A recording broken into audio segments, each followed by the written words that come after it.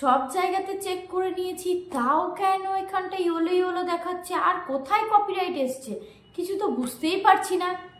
কি স্টোরিতে আসেনি তো? স্টোরিতে দেখেছো কি কপিরাইট এসেছে কি আসেনি? কোথায় থেকে চেক করতে হয় বুঝতে পারছো না? নমস্কার, আমি তনুশ্রী, আর আজকে তোমাদের সাথে শেয়ার করতে এসেছি স্টোরিতে কিভাবে কপিরাইট তোমরা চেক করবে।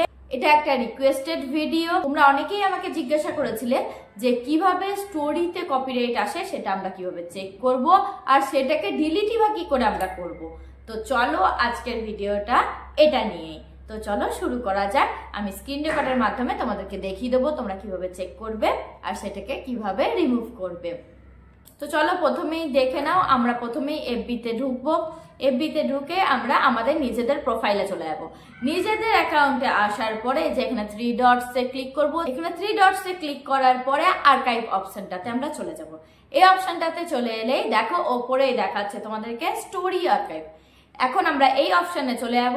এই অপশনে আসতেই দেখতেই পাচ্ছ এখানে আমাদের যত স্টোরি আজ পর্যন্ত আমরা দিয়েছি সব স্টোরিগুলো এখানে দেখাচ্ছে।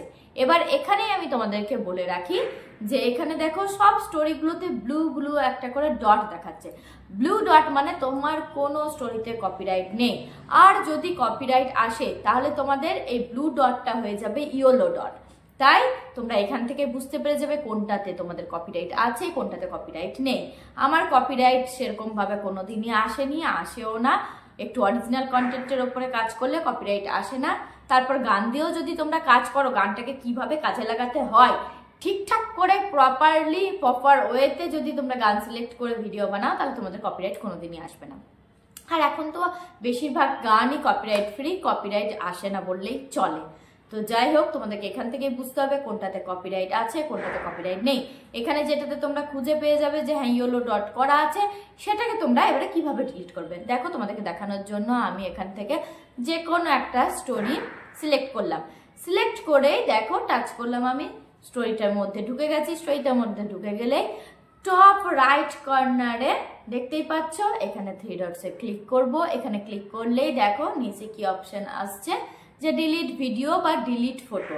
যদি শুধু ফটো দেওয়া থাকে তাহলে ডিলিট ফটো আসবে, আর শুধুমাত্র ফটোর পেছনে আমার এটাতে গান লাগানো আছে যার জন্য এটা আসছে ডিলিট ভিডিও। তো এখান থেকে আমি এটা ডিলিট ভিডিও করে দিলেই এটা ডিলিট হয়ে যাবে আর কপিরাইটও রিমুভ হয়ে যাবে।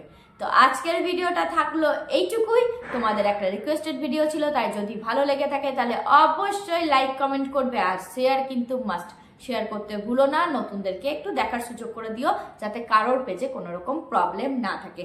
তাহলে আজকের মতন এখানেই শেষ করছি। এতক্ষণ তোমরা যারা ছিলে তাদের জন্য অসংখ্য ধন্যবাদ। আর নতুনরা যারা তোমরা আমাকে ফেসবুক থেকে দেখছো তারা অবশ্যই পেজটাকে লাইক করে একটু ফলো করে দিও, আর যারা ইউটিউব থেকে দেখছো তারা অবশ্যই চ্যানেলটাকে সাবস্ক্রাইব করে বেল আইকনটা প্রেস করে দিও যাতে ফার্স্টেই তোমার কাছে নোটিফিকেশন চলে যায় যে কোনো ইনফরমেটিভ ভিডিওসের জন্য।